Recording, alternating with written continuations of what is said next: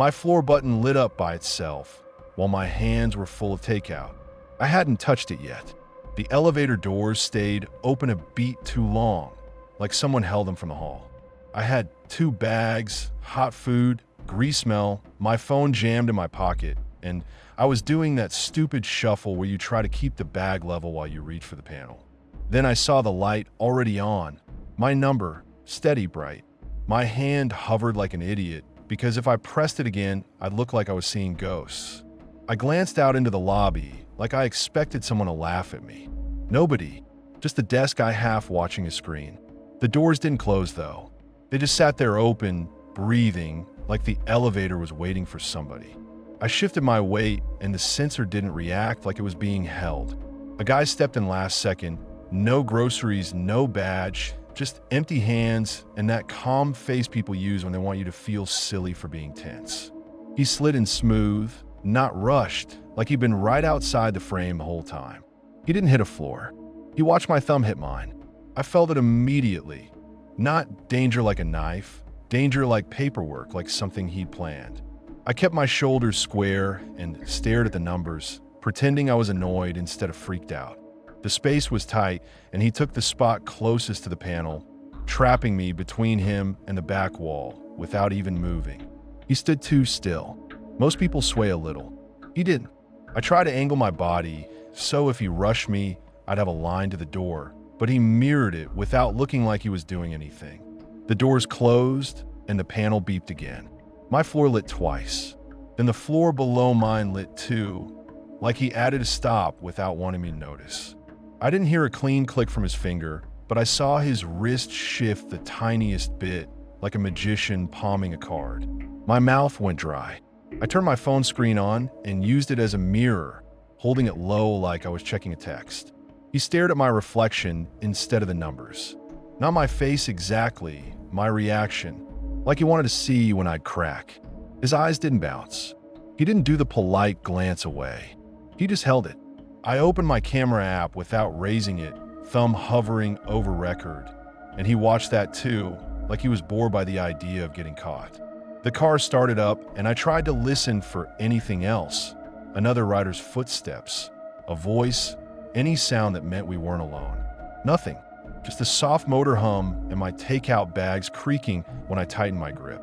The panel chimed at the next floor, and the cab slowed, and I realized we were stopping at the one below mine. My stomach dropped hard enough it felt like I'd missed a step. The doors opened on that floor. The hallway was empty. No moving shadows, no door opening, no dog tags jingling. The elevator stopped early. He didn't get out. He waited until I moved. I stayed put. He smiled like I'd failed a test. It wasn't a friendly smile. It was a tiny curl like he was grading me. He angled his body a fraction to make space, like he was being polite. I hated that more than anything. Polite is what predators use when they want you to walk into it on your own. I looked at the buttons again. My floor still lit, and now the stop below us was lit too, like a breadcrumb trail.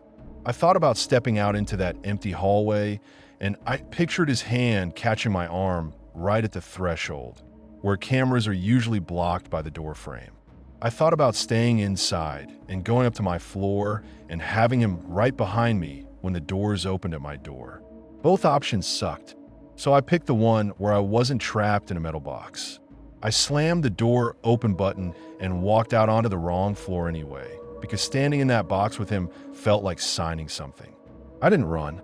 I walked fast like I belonged there. For a second, I pretended I was heading to an apartment, like I was about to unlock a door just to see if he'd keep coming. He did. He didn't even fake a turn. He just followed.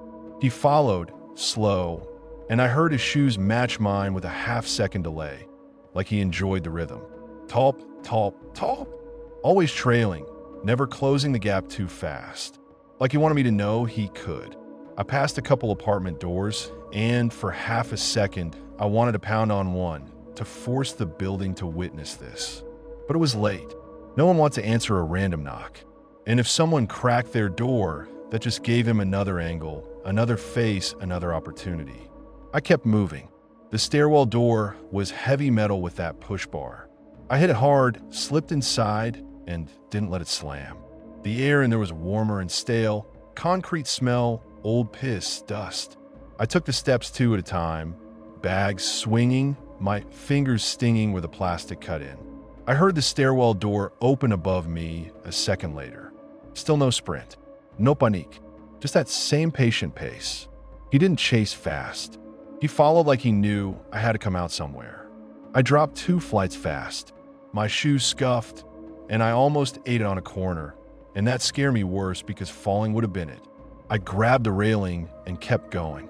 I kept expecting him to speed up on a landing, to grab for my jacket when I had to turn, but he stayed just far enough to keep me guessing. That half-second delay never changed. It felt practiced, like he'd found the exact distance where you can't relax and you can't sprint forever.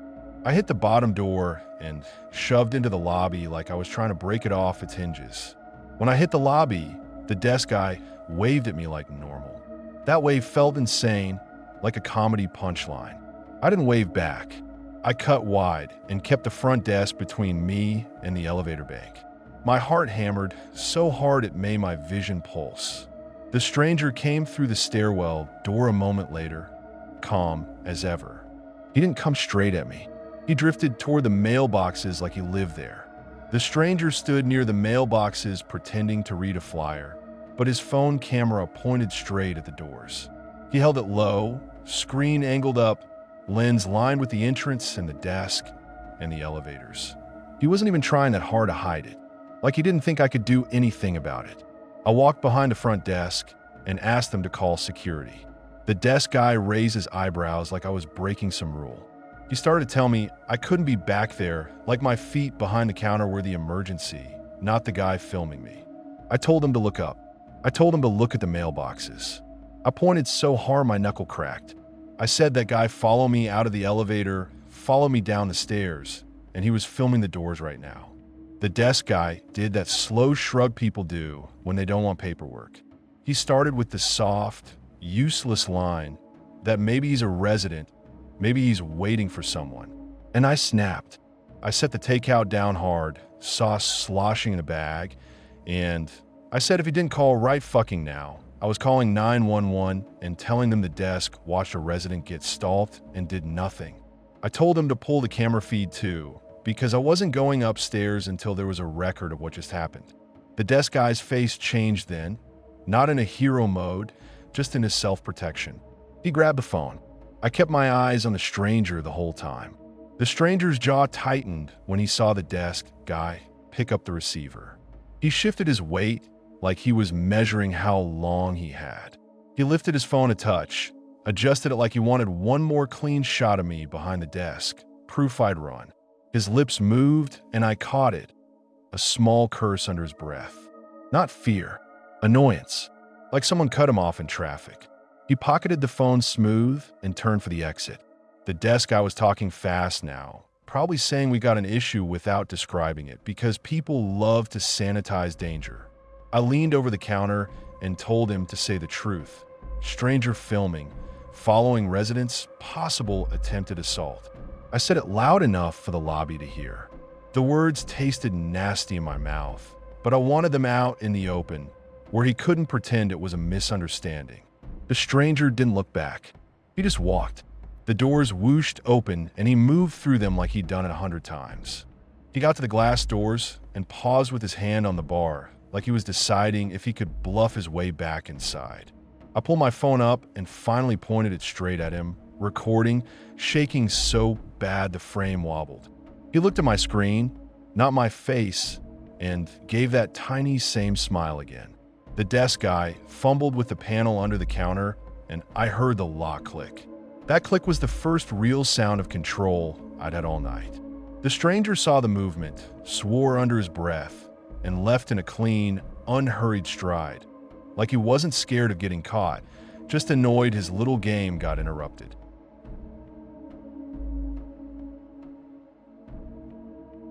The padlock was already cut when I got to my late uncle's storage unit. Not bent, not half-busted. Cut clean, shackles snipped like somebody didn't want to fight. I stood there with my key in my fist, staring at the broken lock like it could explain itself. I'd come to clear the unit out. 2 years of storage fees for a dead guy's junk. I kept paying because nobody else would, and because it felt wrong letting strangers auction his life. I told myself, one last trip, grab what matters, dump the rest, cancel it, done. Then I walked into this.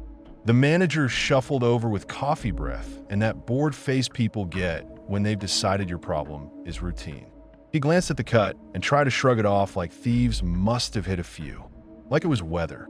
I said my uncle didn't own shit worth stealing. My uncle owned boxes of receipts and old shirts. He owned boredom. The manager went straight to "we're not liable, you should have had insurance," and started pushing an incident form at me like paper was a tourniquet. I asked why nobody called me. He said they did. I told him that's my number and it didn't ring. He did this half smile like I was arguing over a coupon, then pointed at the door like, "Go look. What do you want from me?" I rolled the unit door up, and the first thing that hit me was how normal it looked. No boxes, no leads popped, no drag marks. The stacks were still stacked the way I left them. Even the lopsided tower I promised myself I'd fix next time. Dust sat on everything like a thin gray skin. That's what made my stomach tighten. Somebody got in here and didn't rummage. Somebody did something careful. I stepped inside because curiosity is a sickness. I checked the usual junk: folding chairs, dead fan, his busted tool bag, bins labeled in his blocky handwriting, tax, work, zmaz. Nothing missing. Nothing shifted. If someone came hunting for valuables, they did a shitty job. Then I saw the thing that wasn't mine. A small plastic bin shoved under a blanket near the back wall. No dust on the lid. Fresh tape around it. A label in black marker with a date from last month. My uncle had been dead for 2 years. That date hit harder than a cut lock. I dragged the bin out into the hall light because I didn't want to be deep in that unit when I opened it. The manager hovered behind me, still talking about forms, still trying to steer the whole thing back into procedure. He reached like he was going to take it, like control mattered more than what was inside. I jerked it back and he snapped that I was making a scene. I peeled the tape with my fingernails and popped the lid. Inside was a cheap phone, a USB stick, and a notebook. The notebook wasn't a diary. It wasn't grief. It was a list. Names, addresses, and notes like works nights, lives alone, back door sticks, porch light out, trash goes out Tuesday. Neat lines like somebody keeping score. Some entries had times. Some had check marks. A few had NO scratched beside them like the person changed their mind and moved on. Pages were stuck together from something dried. Brownish at the edges. I didn't sniff it. I didn't need to. My hands went sweaty and stupid. I flipped a few pages fast, hoping I'd find something that made it less real. I didn't. The notes got tighter. Gotha coats, weekend patterns, where cameras were. It read like somebody scouting people, not places. I grabbed the phone because that felt simpler than the notebook. The phone powered on like it had been charged on purpose. No pascode. Straight to the camera roll, like whoever left it wanted it seen. Front doors, apartment numbers, keypads, close shots from bushes and behind cars, corners of hallways, stairwells shot from waist height like the person didn't want to lift their arm. The same door from 3 angles like someone tested where the light hit. In a couple photos, you could see a hand at the edge of frame, knuckles pale. I scrolled faster, and my heart kept catching on every image like it wanted to stop and throw up. Then I hit my building. My lobby entrance, glass doors, the dumb keypad, the peeling sticker by the handle. The angle was from across the street, half hidden behind a parked car. Whoever took it stood close enough to watch people punch codes, close enough to follow somebody inside. The keypad was clear in the shot. You could almost read the worn buttons. My vision tunneled. I dropped the phone like it burned. It clacked on the concrete and skidded. I backed up hard and my shoulder hit the metal frame. The manager flinched like I was about to swing at him. He started telling me to calm down, like that was the problem. I snapped at him to back the fuck off. He got offended, like my fear was rude. He started arguing that I can't accuse the facility, started implying maybe my uncle had secrets, like a dead man's secrets explain a brand new date and a camera roll of doors. I told him my uncle didn't know how to use a smartphone. and he sure as hell wasn't stalking strangers 2 years after he died. The manager kept running his mouth anyway, because he needed this to be nothing more than I needed oxygen. I pulled the storage door down with shaking hands. I yanked my own heavy lock out of my bag, the one I used on my shed, threaded it through the latch, and locked the unit shut. I missed the hole twice because my fingers wouldn't listen to me. I kept seeing that photo of my keypad like it was stamped on my eyes. I called the police right there in the hall. The manager tried to talk over me, sliding paperwork toward me like a shield. I put my palm up in his face and told dispatch. Cut lock, dead owner, unit looks untouched, new bin dated last month, notebook of targets, phone full of doors, and a photo of my building entrance with the keypad and frame. Saying it out loud made my stomach flip. While we waited, the manager kept trying to herd me back toward the office like he could file me away and move on. He asked for my ID again. He said I'd have to sign something. He kept glancing down the hallway like he was worried other customers would hear me. I stared at the floor and listened to every metal rattle in that place like it was footsteps coming for me. 2 officers showed up. They didn't move fast at first, but the mood changed when I said "dead uncle" and showed them the building photo. They made me unlock the unit again. I hated that. I hated being the one to open the door like I was letting it breathe. One officer put on gloves and pulled the bin out. The other kept asking who else had access, when I'd last been here, if the manager had keys, if anyone in my family knew the unit number. I kept answering, nobody, months, yes, maybe, I don't know. The gloved officer scrolled the phone, stopped in my lobby, and his posture tightened like he'd just stepped off a curb into traffic. He asked if it was mine. I nodded. He asked if I lived alone. I nodded again and felt my stomach drop, like I just handed him a weakness out loud. He opened a notebook and flipped through it slow, not like me panic flipping, like he was reading a plan. He showed the manager a page and asked if the handwriting looked like mine or the facilities. The manager tried to play dumb, then tried to act offended again. The officer didn't care. They bagged the phone, the notebook, the USB. They photographed the cut lock. They asked the manager about bolt cutters, master keys, gate codes, cameras, who had access after hours.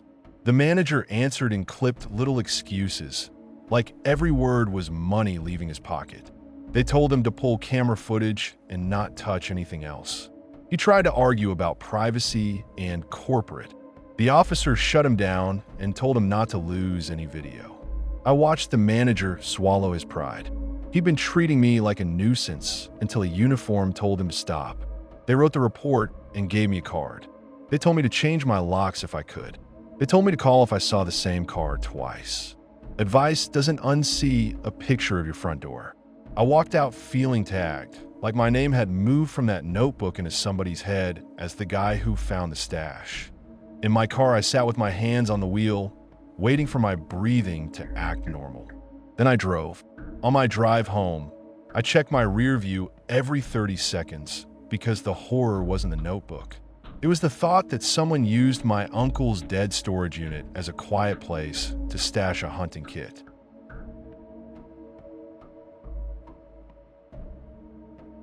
He stopped sleeping and started whispering to himself in the kitchen at 3 a.m. I'd find him hunched over the table with a pen, drawing little boxes like floor plans, labeling them with our rooms like he forgot we lived there. The paper always looked new, like he tore out page after page just to keep going.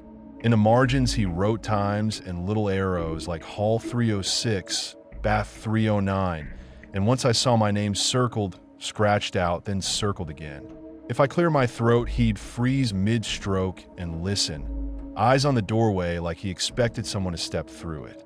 He'd whisper to the page like it could hear him, then scribble faster, hand shaking, jaw clenched. He insisted the neighbors were timing our lights.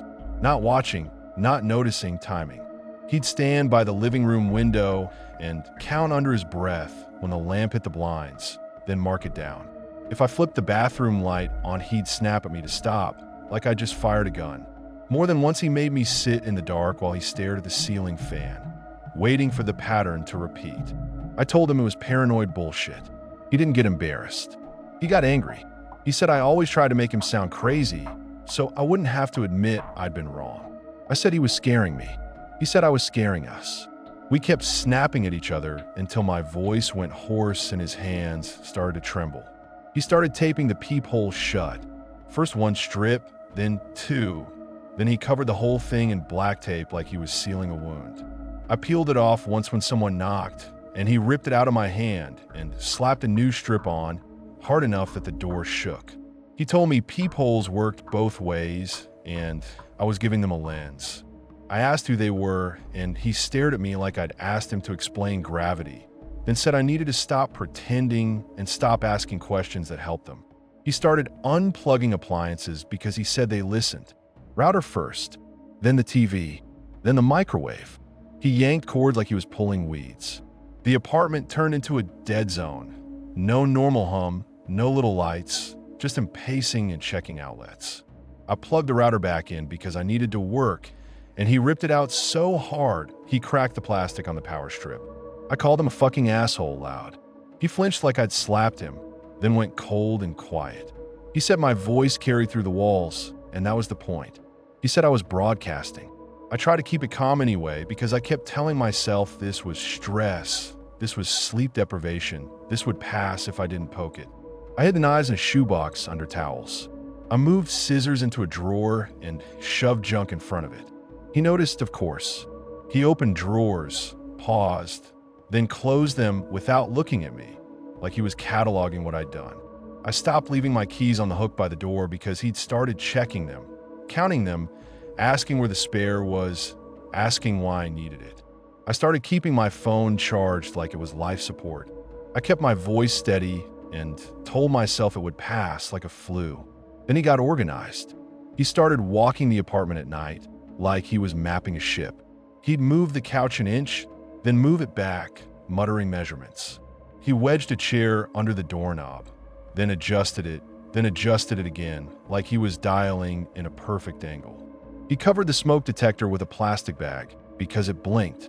I told him that could get us killed in a fire, and he snapped that fire was the least of our problems. One night, I tried to take the pen away because the constant scratching was making me lose it, and he grabbed my wrist so hard my fingers went numb. He didn't apologize. He just told me not to touch his work. That word, work, made my stomach turn. I called his sister from the bathroom with the faucet running. I called his mom.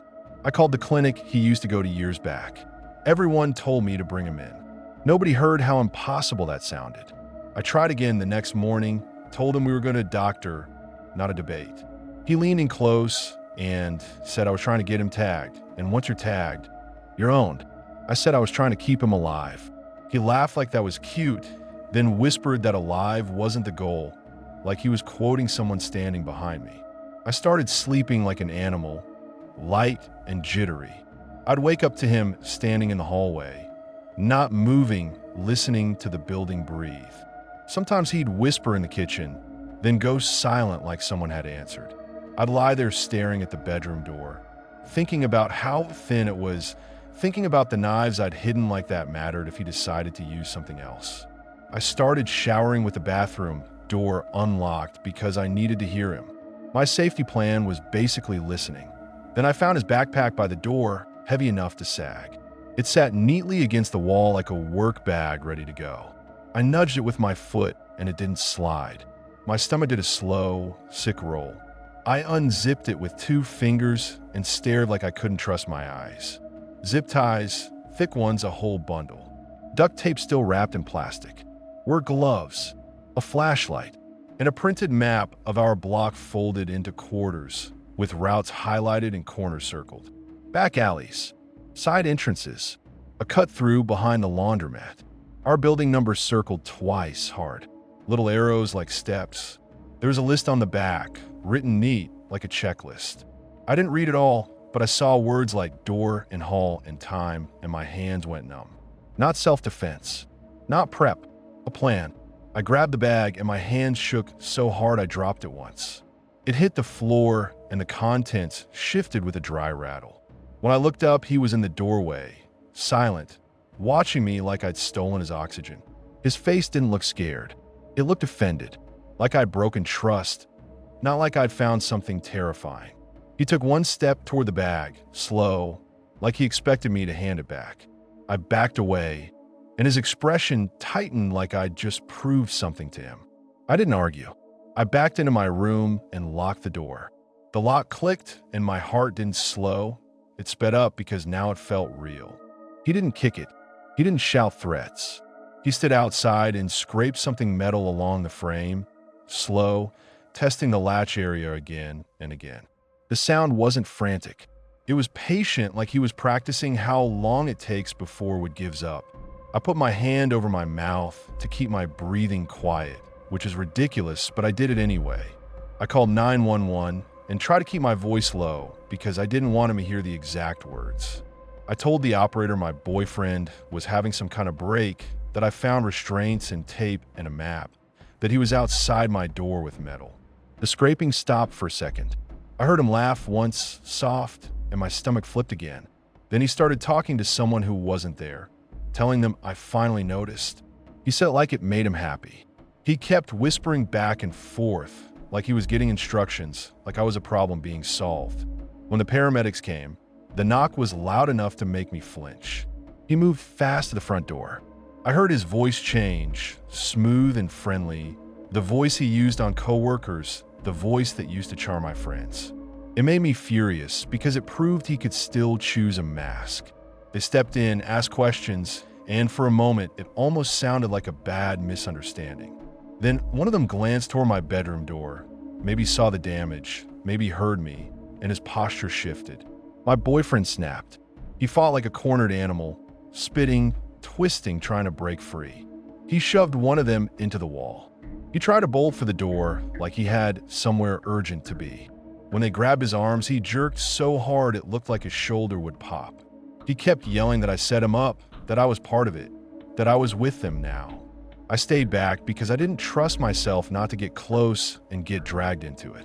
The paramedics kept their voices calm while he thrashed, and that contrast made it worse, like watching someone drown in a quiet pool.